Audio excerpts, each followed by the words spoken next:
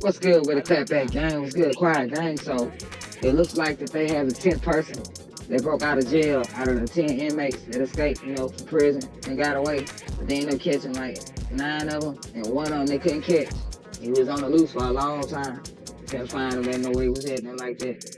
Well, yesterday, yesterday, something like that, they ended up going to Atlanta, Georgia, hitting the neighborhood, and boom, went right into the guy, man. So this is the footage, which made headlines on the news and all that. His name is Derrick. So let's go and get into it, all right? Yeah. Sources. We're all, as reporters, trying to figure out what those details are, trying to get that information so that we can bring it to you and bring you the very latest as we continue this breaking news cut-in for everyone out there. You can see lots of heavily armored vehicles. Just take a look at this on your screen right now. This is another heavily armored vehicle that's positioned in and around, this house and this neighborhood in southwest Atlanta. So huge law enforcement presence. I know if I'm one of the neighbors in that area, I'm wondering what in the world is going on there, especially since this has ties to New Orleans, not actually Atlanta. So the residents are probably very shocked about what they're seeing this afternoon. You can see, though, if you look at the different vests of these law enforcement officers, look, you can see Atlanta Police right there. There's a police cruiser for them. So that's an indication that Atlanta Police for Atlanta proper are involved in this operation. You can see the SWAT vehicles are being moved. What we do know, from our law enforcement sources is that, again, this is happening and unfolding before your eyes right now in this southwest Atlanta neighborhood.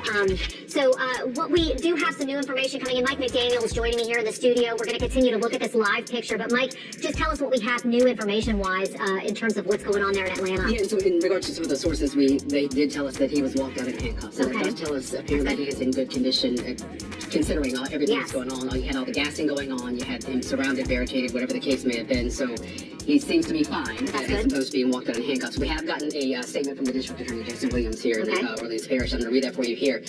Today we have confirmed the escaped inmate Derrick Groves has been captured in Atlanta, Georgia, following a standoff at a residence in southwest Atlanta after nearly 5 months on the run after his escape from Orleans Parish Sheriff's Office custody on May 16th, 2025. Okay. Now, it goes on to say Groves' escape represented a serious breach of public safety. You've been talking about that, of course, the historic failure as we've seen when it comes to custodial security there at the jail.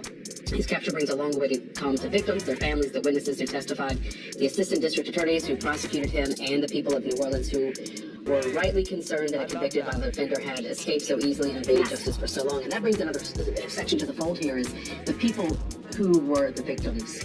Absolutely. The people who testified against him. Yes. They have for months now been looking over their shoulder effectively. Yes. We know that they've been working with the sheriff's office as well as the district attorney's office, state police, to try and get some type of protection in place. But you can only protect people out in the public for so long when you have someone like this, Derrick Groves, on the loose. So now this brings that finality to them that maybe they can't have some closure with this arrest that we now know happened in southwest Atlanta at that home. Absolutely. Derrick Groves is one of the inmates who was actually convicted. He was awaiting sentencing. And the only one. The only one, yes, who was post-conviction, who was in the jail, again, awaiting sentencing. At that point, he would have been transferred to a state prison to serve out through the rest of his sentence. So now you would think that some additional charges would be added to what Derrick Groves has already been convicted of. We have reporters both in Atlanta and here in New Orleans standing by. Alyssa Curtis has been following this story as it's unfolded over the last 5 months. She's joining us now outside of the Sheriff's Office headquarters and Orleans Justice Center with the latest. So, Alyssa, what have you managed to find out so far? We don't need to know all that, but yeah, basically, so that's the news, man. Like I said, he was one of the 10 inmates that escaped from that prison, man. They caught 9 of them, and this one was on the loose, and he was gone. They couldn't find him nowhere, man. Like, I don't care what you did. You couldn't find a picture of him, because you couldn't find one in the store, and nothing. His name, nobody was riding with. Wasn't driving no car. Wasn't nowhere. Just like that, boom, they found him today, so I don't know if that's good news or bad news. I just know it's news. They got the 10 dude, man. Derrick Groves, man. So, yeah. That's all I got to say about that. I don't feel no way about it. I don't wish jail on nobody, but you know what I'm saying? He seemed like he was the smartest one. He stayed out the longest. Yeah. That's all I got to say about that. Cut that game. You.